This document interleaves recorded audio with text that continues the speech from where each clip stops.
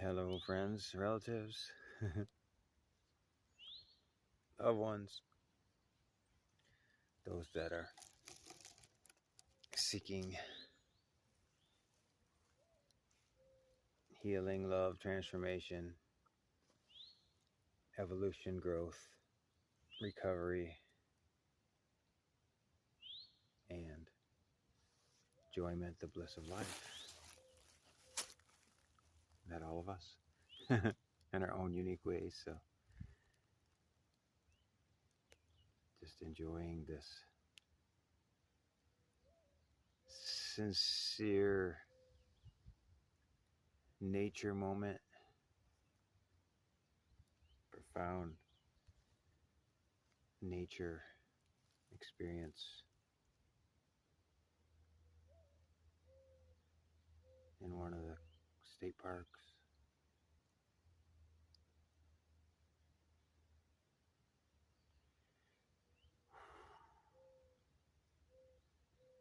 You can hear, feel, sense, see, and know the silence.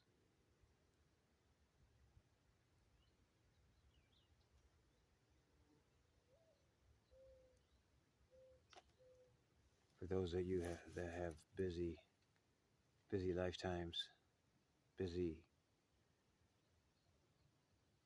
weekdays, busy lifestyle,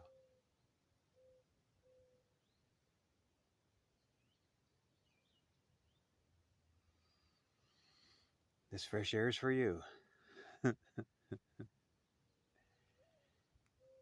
you guys all know what to do. You know, we're saying that the Mother Earth is in that divine place that we need her to be in. We needed her to be in. And now she's here. And all we got to do is go and rest, rejuvenate, recuperate, resonate, recognize the ecstatic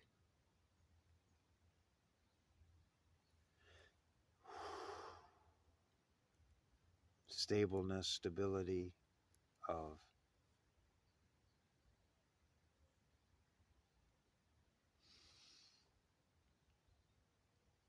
a quiet mind, of quiet space.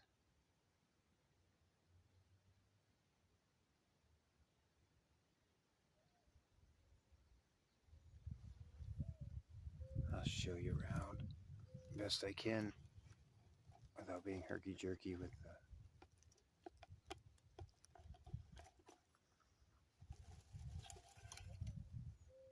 tripod and camera.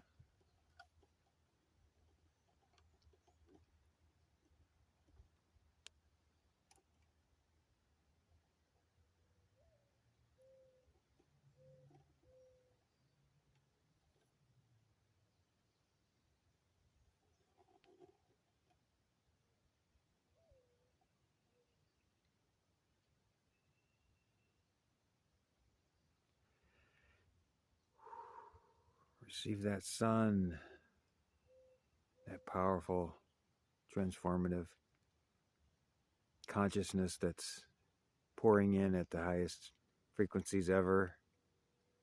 Sun flares and cosmic rays. You breathe them in, hold your breath, let it go into every cell, 50 trillion cells, all your chakras, nadis, meridians, your eyes, your third eye, senses, your muscles, tissues, organs, blood, lymph,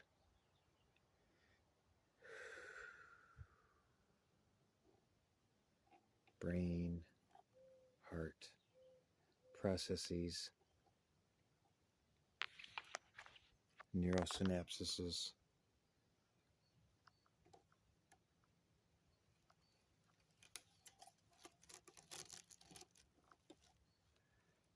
So I'm on my way to a sweat lodge tonight,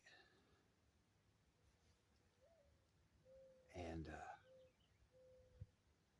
always got to drive a little ways when I do go. Not like the old days when I ran them.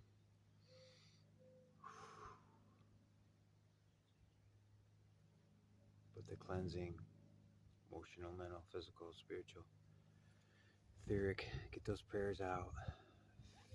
Feel yourself heard from the universe in a potent, powerful way that's aligned with other beings that are also in the same mindset. You know, the masters have said wherever we're joined 3-7 or more, 3-7 or more people, the Spirit's going to be there in such a magnified way.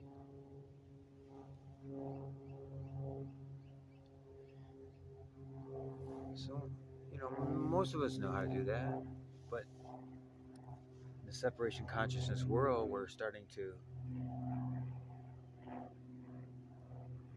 go and busy ourselves into our own worlds,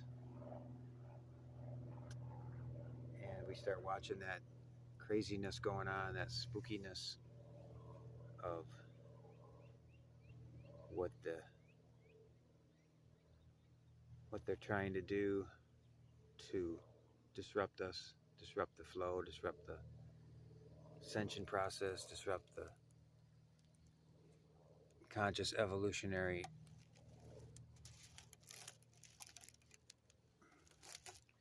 process that nothing can stop what's coming.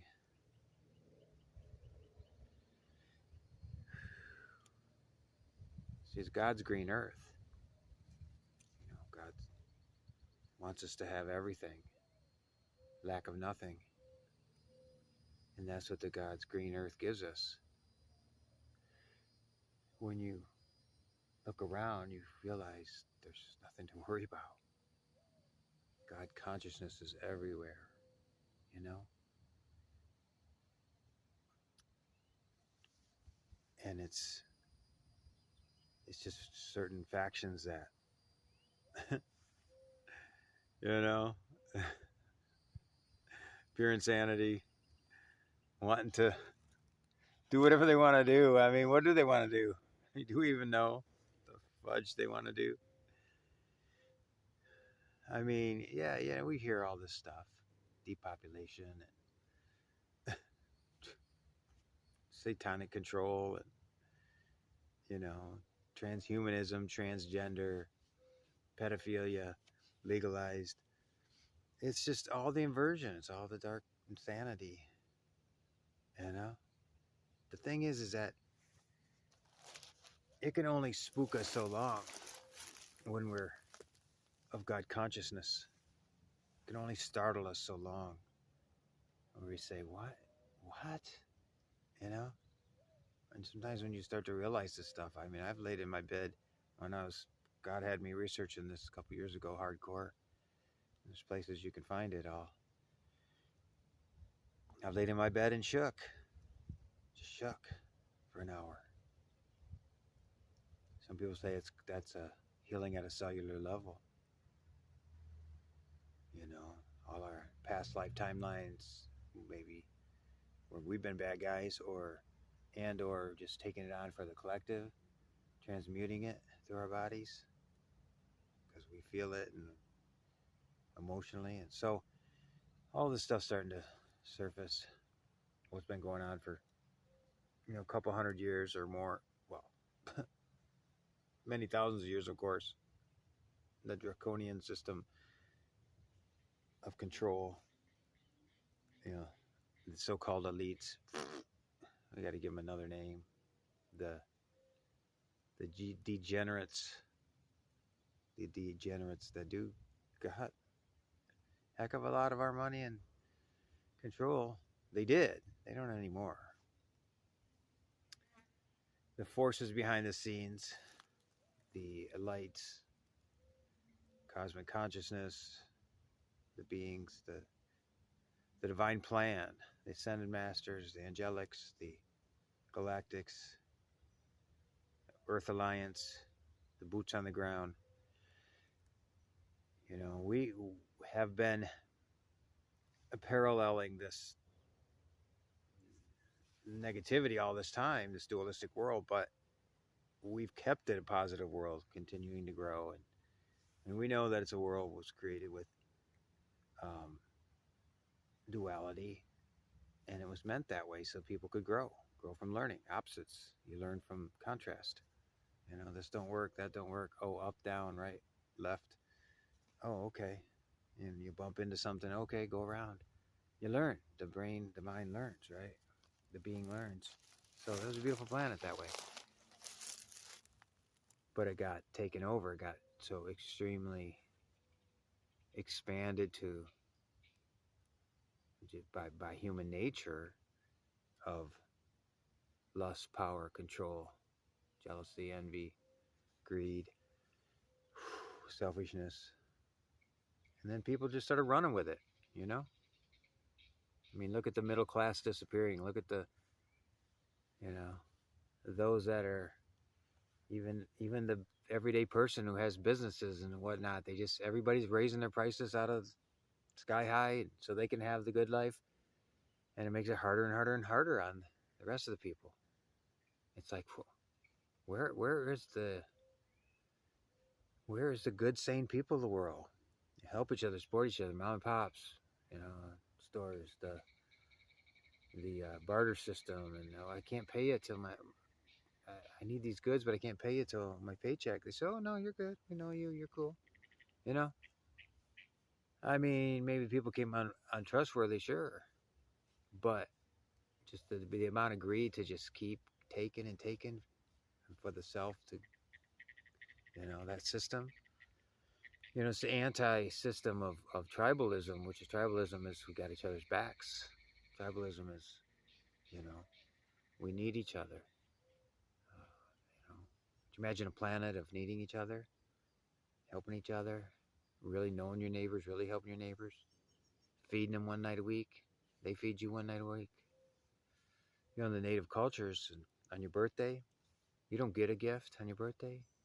You give gifts. Everybody that comes to the celebration, you have something nice for them. I mean, brand new, of course.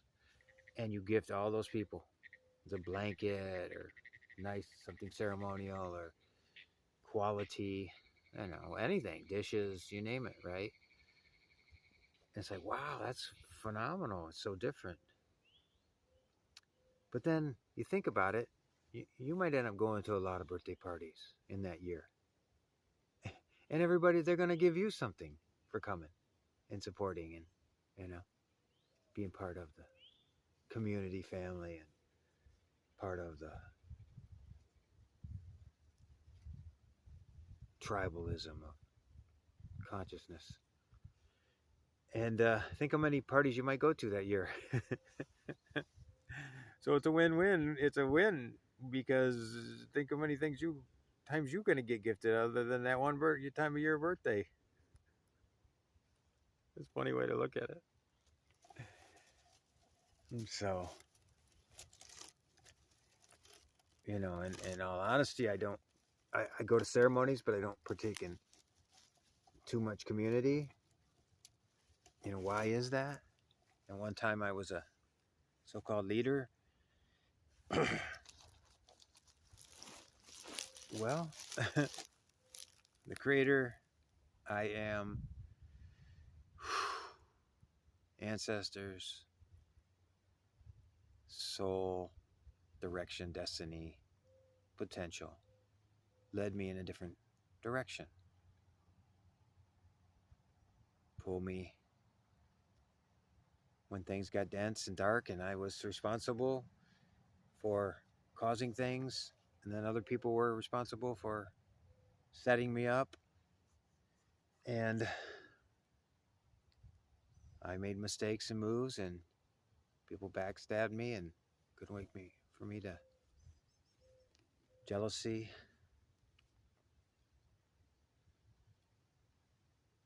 It was a big upheaval, but no one really supported me too much. But it didn't matter. That was my test. That was my challenge. That was my walk of life. That was my education. That was my shamanic training. Shamanic death. Another ego death, another level of the ego death. You go through many of those. And then I was out on my own. Took my medicine and was doing the work for a while, 3 or 4 years on my own. It seemed like everywhere I went, I had to educate people how to make these big ceremonies go, and training from scratch, from the ground up. And it was taking more energy to prepare things to do than making them happen. And when they happened, and it was just draining. It was just too much.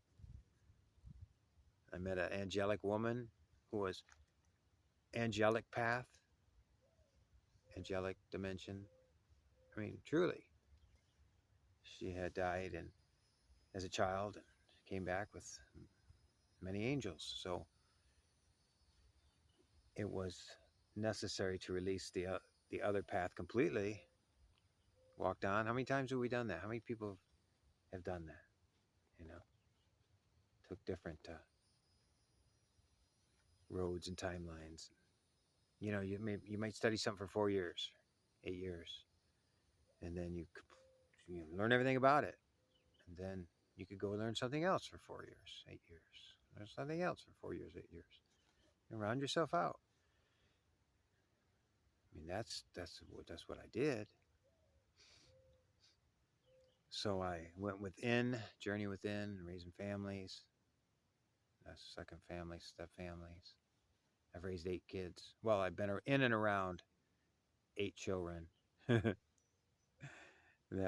I had my assistance in. Whether that was buying the food or washing the dishes or cleaning the dog crap out of the yard, mowing the lawns, raising money,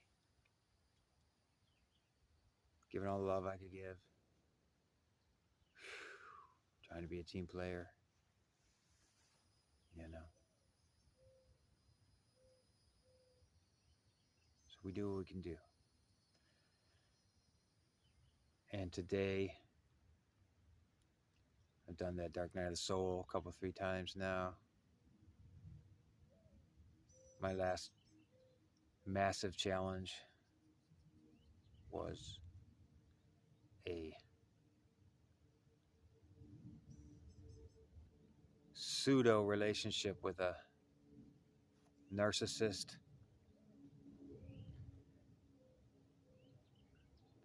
who I felt was some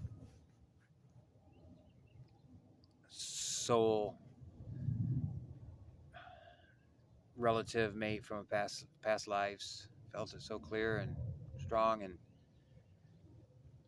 I went one way and they went the other, and I stayed on the light path, they took the dark path. And I mean dark. I mean evil dark. One of my readers told me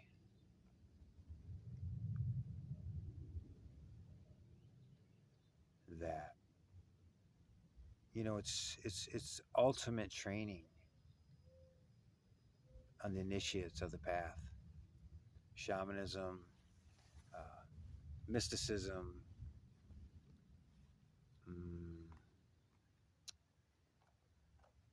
ascending on the ascension path. And it's all mirrors of our inner space, our inner realm, our inner consciousness, our inner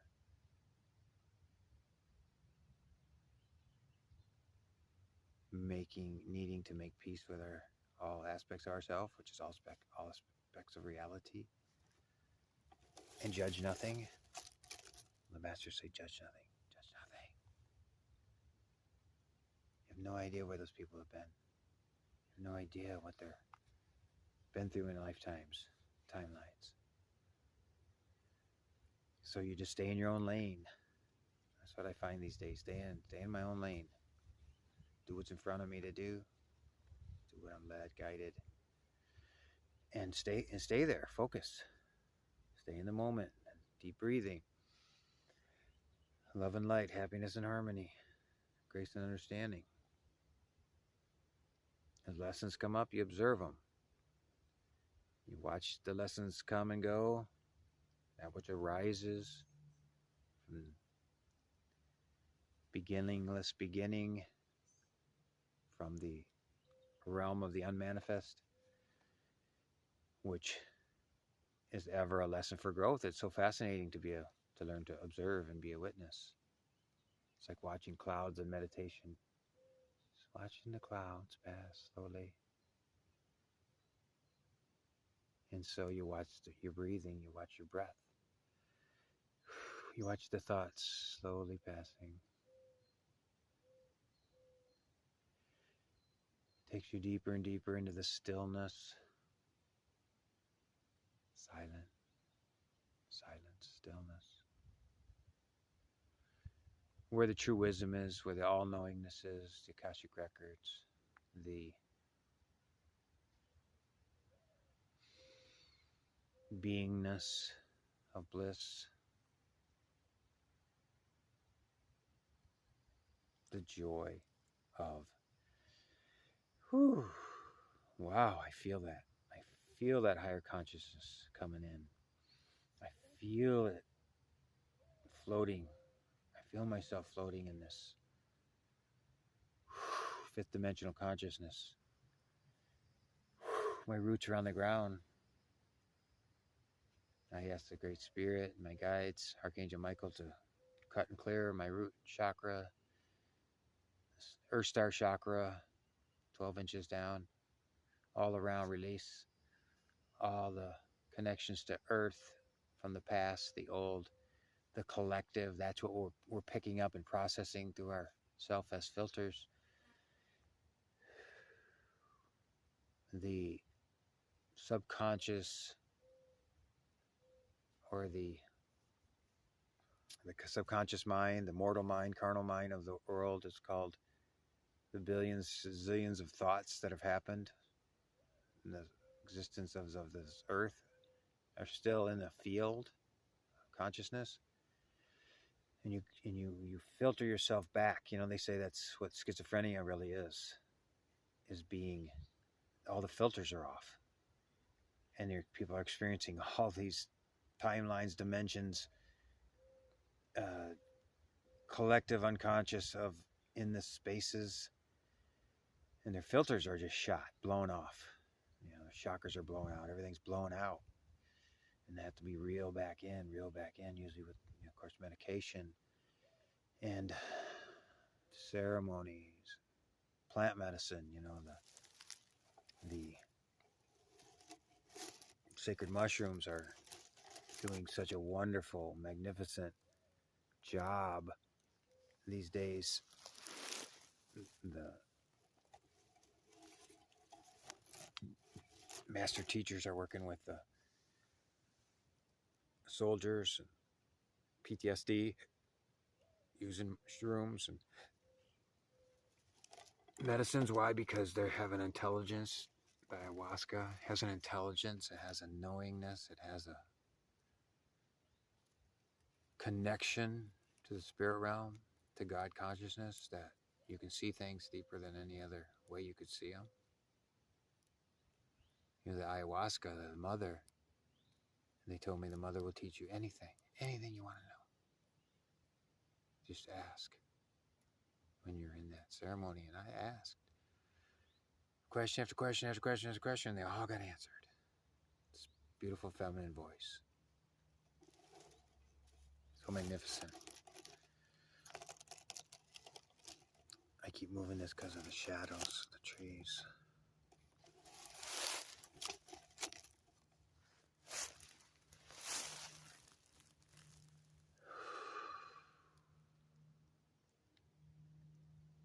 We mustn't be afraid. It's not even courage that we need. It's just choosing to not be afraid. If you're breathing, you're in the present moment. You're right here, right now, at all times. Where am I here? When am I now? Where am I here? When am I now? That magnificent movie called The Peaceful Warrior. It was a book from the 80s, just a magnificent book. And the book on tape is the book's so much better. But the movie's so excellent, though. It's called The Peaceful Warrior. It's worth everybody watching.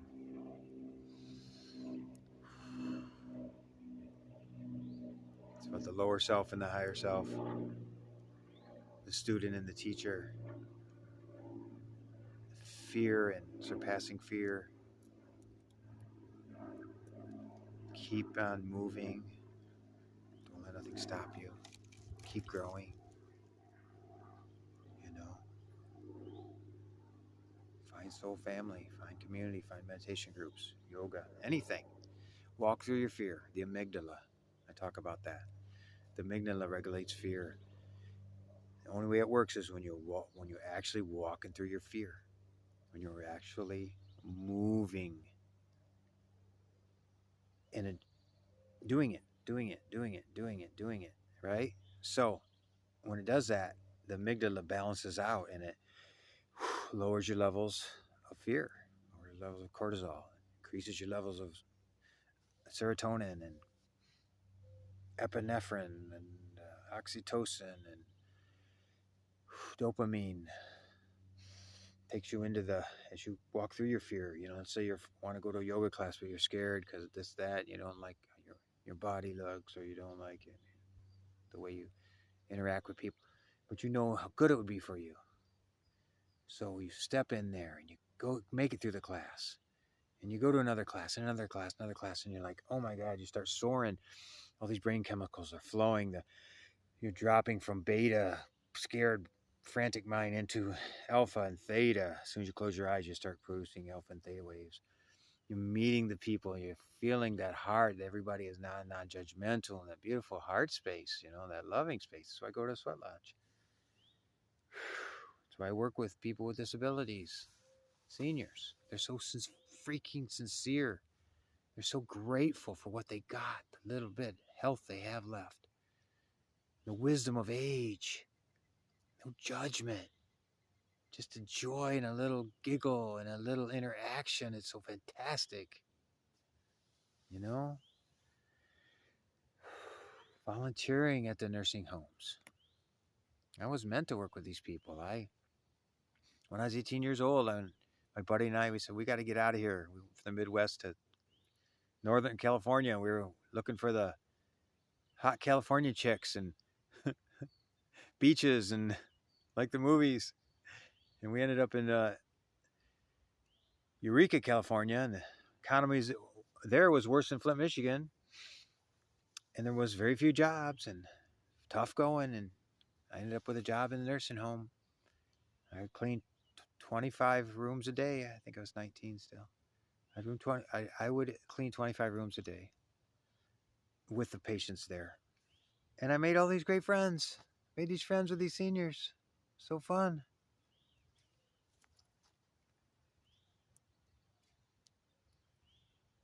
And just the wisdom and, just their difficulties makes you feel less of your own. Because I had my own fears and phobias and empathic, and I'm sure I was ADHD. Addicted to sugar and horror movies. My self-esteem, and I always took everybody's pain on. And to be accepted, I would even take more of it on. People pleasing. You didn't know you're doing that. You're just like, how can I help you? How can I help you? What can I do, Dad? And it's grumpiness and whatnot. He was cool. He was a good guy. But you could feel the people I could feel people's traumas. I could feel their difficulties. I feel when people drink, they get turn into a different person. Stay away, family members, stay away. So much drinking, so much carousing and the drug days. Everybody wanted. I was high all through high school.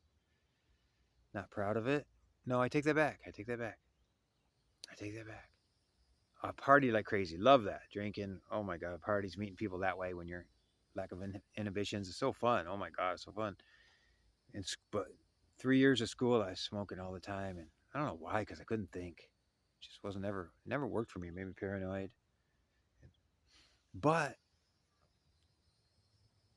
my fourth year, I had this really cool girlfriend. She was a cheerleader, and she was, family did well. Her dad was had a car lot, but she was one of those people that was focusing on college, and so I took all classes that senior year to think about headed towards college, getting in colleges, and getting my GPA up and all that. And much to the chagrin of some of my friends, they're like, "Oh, turn into a goody two shoes," because I never smoked pot in school one time, not once that whole year. I'm so proud of myself. Such willpower. It wasn't even willpower. It was like, wow, that train. I was learning then that I have the ability to transform and change. I was really way more courageous than I ever realized. Taking off at 19, I was running from some problems, but at the same time, I wanted to adventure. Drove around the country. I drove for the elders for years when I got on the native path. I was a driver for Mary Thunder and for the elders. Wallace, whatever we do things, I would drive. So I had to try to stay grounded because I was a pretty flighty dude too. I was in I was in the imagination lands, and I mean, not in a bad way, just always creatively thinking. My stepdaughter, with my marriage to Mary Thunder, her name was Beth, and I'm only like 30 years old, and she used to call me Horse. Horse was my name. That's my Indian name. White Horse. They call me Horse. So Horse is eccentric. He's eccentric person. And I looked it up and I said, isn't that old people? Aren't old people eccentric? So I don't know if that was my old soulness or just the way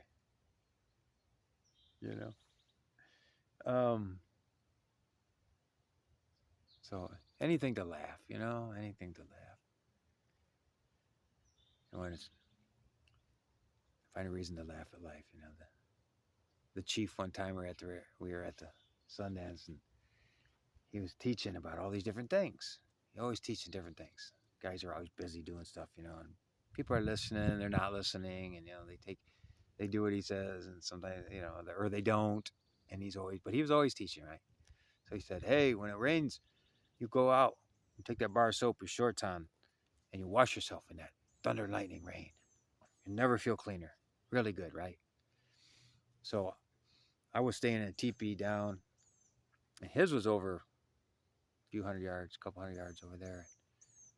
One morning, it was Sundance Day, and thunder and lightning come in the morning. I said, I'm going to do what Uncle said. I went out there with my bar of soap, my shorts, and I sat there washing that rain. It was feeling good. It's cold. I look over. He going, good one, nephew. Good one. Good one. He's smiling over there with his missing teeth. He's in there with his tidy whities, big old belly, and he's washing himself with soap. He's doing the same thing.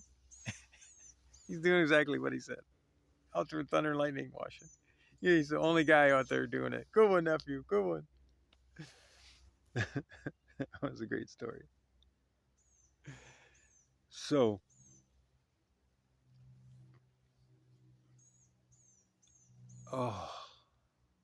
one time we were in the Sundance. Leonard said, some of these young guys, and they need to learn these young, going to be leaders one day. They need to learn how to do some of these things. They were doing marriages at the Tree of Life.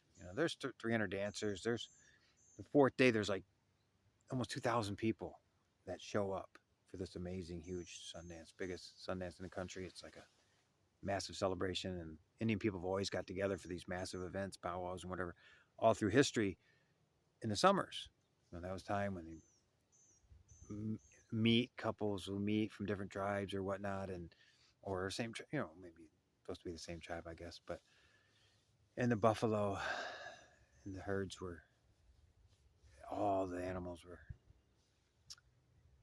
plentiful, and so he kept looking over at me, and he says, all the elders and the different leaders were marrying people. He said,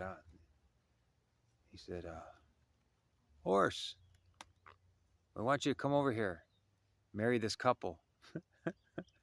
I'm like, what? Oh my God. So I go over there. All I got is my eagle wing, and they hand me a microphone. And they always set you up. Native people always set you up for lessons, set you up for fun, for growth, and if you can't take a joke, they don't want you around. But if you can take a joke, you grow, then they know you're humble, and it's always a good time for everybody, right? So they had these loudspeakers that went to all these poles and trees all through the community, Sundance grounds. I mean, you could hear it easily a mile away, probably a mile, half a mile at least. And they hand me a microphone. I got an eagle wing microphone, and I look up, and there's this Indian couple in front of me, young couple. They're at the tree, and I'm not making fun or anything, but the boy was really, really heavy, really, really big guy, tall, big, but his bride to be was really, really skinny, really, really tiny, really, really little. I'm looking at him going, wow, we're doing it. And they're looking at me like, oh, great. We get the white guy. We get the white leader in training here to marry us. And it's like, great. And they got all these full-blood leaders. We're going to marrying people. There's four different directions at the trees. There's several couples that want to get married there. So I start in, and I had been involved with, Mary Thunder had been married many people, and I was an assistant for her for many marriages. It was fun. It was beautiful. It was magnificent. She was really good at it. Well, I guess I learned something because I started in, and I said, Creator, I pray over them. Take care of this couple, bless them, and they're in a union. They had this big sage ring around them that the people put over them. It's shaped like a heart of all sage. Brought two of them together, and I just went into spirit, and I said, God bless them and bless their children, bless their families. May their families get along. May all the kids be happy and generations, and go forward and all the wisdom of their ancestors, and they have the money they need to have the supplies, and they have a beautiful roof over their head. Going on and on, right? But it felt great from my heart. My heart was wide open, and the guy looks up at me, and he starts smiling. I look, she's smiling. They're really enjoying it, right? And I look over, there's Leonard, the chief. Well, we're not supposed to talk about it. Anyways, and he's like, come on, get it over with. All these people, and there's going to have these other leaders do the next marriage. He's like, come on, get over it. So I'm going on, and he's like, give me that look. Finally, I finish, It wasn't me, it was spirit in them. It wasn't even about me. It was about them. It was about the universe, the tree of life, the eagle feathers, the medicine of the universe, all the things involved there, going in and joining their hearts, and all those spirits, all those ancestors, blessing them, right? And I was just a tiny, tiny piece of a mouthpiece. And because I had that microphone and that fan, I was like, oh my God. And everybody could hear it. It's like, if they wanted to judge me, if you want to judge me, damn, they could judge me like crazy right then and there. 1,000 people hearing me. It's like, I could have screwed it up. I mean, I could have really screwed it up, right? I could have made my family, my clan, my community look so bad. So the guy comes up to me, and they come up. She shakes my hand. He shakes my hand. He goes, hey, thank you. We're going to remember you. And for full-blood Lakota people, they say they're going to remember you. That's a good thing. Because normally if they've been around white people, they don't it didn't do much for them. They're just like, forget about them. Don't even remember them. So that was an amazing story. It's like, and I was like, my heart was full though afterwards. I'm going to tell one more story. Rolling Thunder, he was a great medicine man he was Cherokee, but he lived out west, Shoshone country, adopted Shoshone wife and family, Nevada way. Famous guy. They wrote a book about him. Massive healer. Talked all over to heal people, herbalist. He used to speak during the Grateful Dead concerts on behalf of Native people, on behalf of the Mother Earth and us getting our act together and healing her, or doing our part, getting in balance, walking on balance with Mother Earth. And he was a teacher of Mary Thunders. And, he did many phenomenal things for people. The Hopis used to have him come down because he was the main healer for the oldest, wisest leader for the Hopis back in 70s and 80s, 60s. His name was Grandfather Manangwa. Sorry. Can't remember how it's pronounced. But he was like over 100 years old. But he would travel and speak on native rights and the earth. And they always call him Rolling Thunder to doctor him. And Rolling Thunder say that for the next day after that, he couldn't do nothing. He stood by a river, couldn't do nothing. The Indian way of healing, you run the energy through your body. Electricity, that whole thing run through your body. And you have to reboot yourself. Take him all day the next day. So, not one more little story about Rolling Thunder. He said, when Thunder met him, she was living in Thunder's family met him, Chief Richard and Grimes, and the family. They were in Houston, Texas, and they're staying at a golf course or living there, or I'm not sure the details, but they said a tornado was coming. Rolling Thunder was visiting. She sponsored him to stay where they were. And the tornado was coming and it's going to drop down. They went outside with Eagle. And she said this to Oscar, it was a true story. And many stories like this because he could make it rain. He was a rain master. And they said the tornado came and it touched down on the golf course behind him. And they said Rolling Thunder just calmly took out all his warriors were with him, and winds were howling. They were hiding by the door, and took out his eagle feather and licked it, prayed, and threw his eagle feather towards the tornado. And honest to God, she said, honest to God, they couldn't even comprehend what happened until after it was all over. They said it looked like the tornado was splitting in two. And the tornado literally split in two spiraling tornadoes and dissipated. Split it right in two. So my funny story is, we were traveling, we were going out west. We were going to go to Rolling Thunders, and we had a warrior with us, beautiful gentleman. And he was on the path with learning like I was. And he said, Rolling Thunder don't like white people, so just get ready, you guys. She just kept preparing us like for a couple weeks. He could be mean, he could be, you never know what's going to happen with Rolling Thunder. So we got out there, Color, Nevada. Now in the way in, now I'm scared by this point. I'm scared of this guy. And we're going in, and I'm just praying and praying and praying. I'm the driver, and I'm praying. I'm like mid-20s. And so we go in his house, and this prayer comes to me. Bless this man, bless his home. Bless this man, bless his home. Bless this man, bless his home. So she has us all sit down. It's kind of a darkened room, and he's got an stuffed owl, and a stuffed hawk over here. And just like an old elders in boxes over here and stuff. And he's sitting in this big chair and he's got his turban on, this Cherokee turban, which is like a bonnet. It's got some eagle feathers sticking out. I think he had a helper there at the time. And Thunder Woman, glad to see you. Really glad to see you.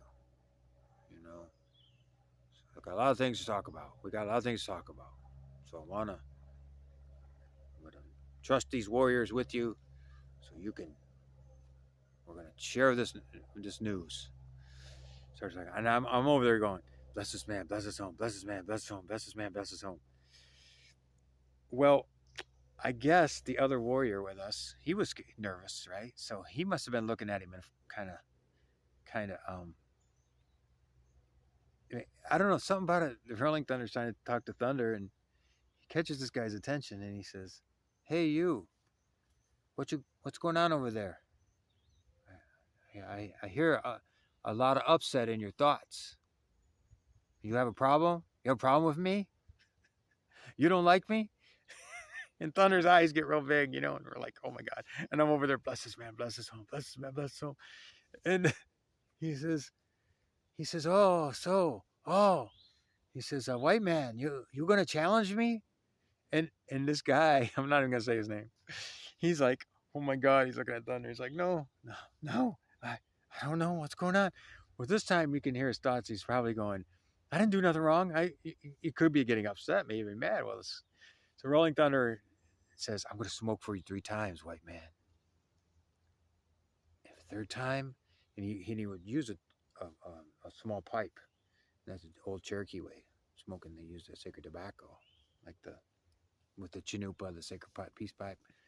All Native people use tobacco. It's called the chief medicine plant of all the medicines of Americas. Chief medicine plant, sacred tobacco. And there's stories that go with the sacred tobacco. So he lights a wooden match, and he goes to smoke his pipe. And he always used to pray this way with his pipe. There's stories, even in his book. He had issues on his mind. He would light that pipe, and the pipe would tell him things, how the smoke went and whatnot. So he lights that fire, sacred fire, right? And he goes to smoke, and it goes out. He goes, huh? He says, oh, white man, I'm gonna light again for you. We're gonna find out what's really going on in your mind. Or are you a double agent? What is the problem with you? So he lights it again, right? It goes out again. Oh my God. He said, oh, white man. Now at this point, this is funny. So I'm going, bless this man, bless him, bless him. The energy is so powerful from between him, Mary Thunder, the land. I go out of my body. I drift out of my body. And I've never done this up until that point ever consciously, right? And I'm up at the ceiling, bless this man, bless his home, bless him. Very slowly all this happened, right? While this is going on. And I was so much fear, normally back in the day, you get really scared. You could leave your body, right? Check out, right? Kind of thing. People always say you're out of your body and all that. Well, this time I was so focused on this experience and this lesson and this thing that I was conscious of myself go out of the body. And somehow I got up there and I actually turned upside down. I literally could see looking at him from upside down. Bless this man, bless his home, bless his man, bless his home. To me, the energy was euphoric, but weird and nervous at the same time, right?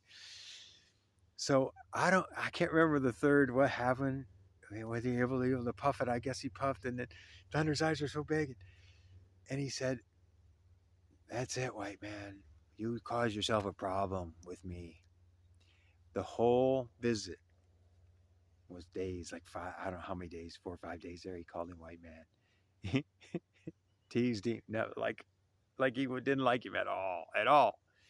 But here's the catch. Here's the rub. Elders, Native elders were the wisest people you ever met. All they did was teach.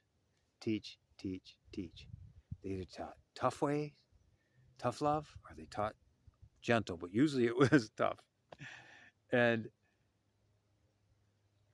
he knew that this guy was new to the path and to traveling with Thunder, and he probably knew he had a lot of issues and fears and stuff in there, including like me, and he was going to help him blow them right on out. he's going to blow them fears out by challenging him, by telling him, by thinking he didn't like him at all, by reading his mind and showing that what your thoughts can do by not letting the sacred prayer happen. So I'm over there. The only reason he didn't call me out was because bless his man, bless his home, bless his man, bless his home. He probably sensed me out.